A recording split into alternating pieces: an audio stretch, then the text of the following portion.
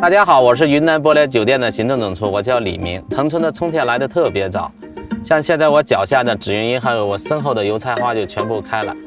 那我们呢就地取材，用和顺博联门口这一片油菜花呢，我们做2道特色的小腌菜。我们采摘这个油菜花的时候啊，尽量用一个这个没有开的这种小包装，因为它是比较嫩，营养也比较丰富。如果掐到下面掐不动，那就很老了。你尽量采这种带一点杆的，这样腌出来的咸菜的话就会好。如果全部花的话，一腌的话就全部散掉了。这个油菜花开完以后都会结很多那个油菜籽，就是老百姓会把油菜籽呢到最后呢收完以后会去榨菜籽油。好，我觉得呢今天这个量呢可以做2个咸菜没有问题了。现在我们就回去开始加工。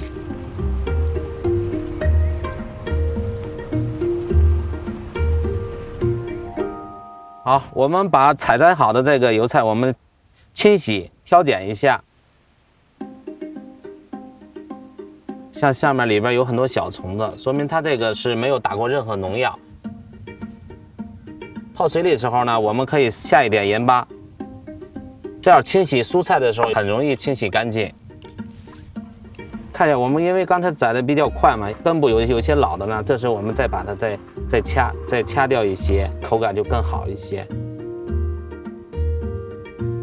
我们现在把它轻轻烫一下，然后变颜色以后啊，我们就赶快把它捞到凉水里。这个颜色呢，它不容易变。好，今天呢，我们先做一个那个腌的这个油菜花。我们所有的用具都不能沾油渍。刚才来之前呢，我们都是拿那个开水去煮过，去高温消过毒。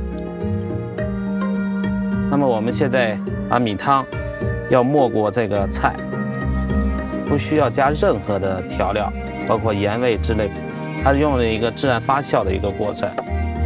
好，我们把米汤呢完全把这个菜呢给它没住，这样用这个盖子全部给它密封掉。就正常我们在常温就这样，在4到5天它就自然发酵好了，就变成一个酸菜。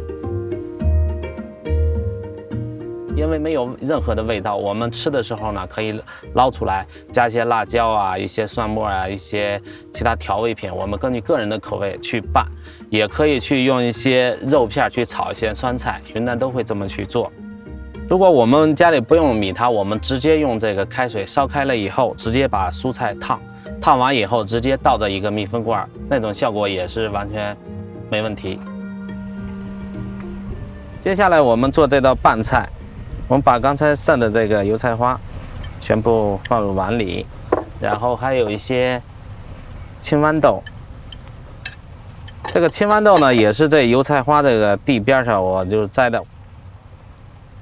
我们现在开始加调料，咱们先加1勺盐，你再放点蒜末，在云南怎么少得了小米椒呢？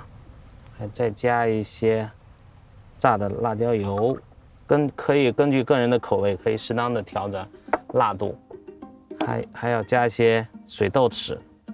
我们云南自己他们做的一些水豆豉，我们北方也可以加一些老干妈酱之类的。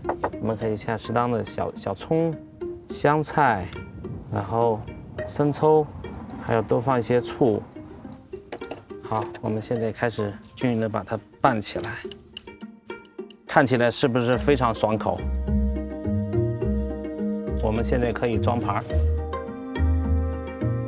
我们把这个汁水也完全给它倒入里。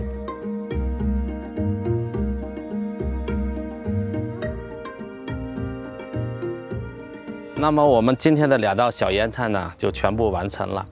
我们今天用的呢，是因为是3月的一些时令时蔬，我们就把它命名为叫3月腌。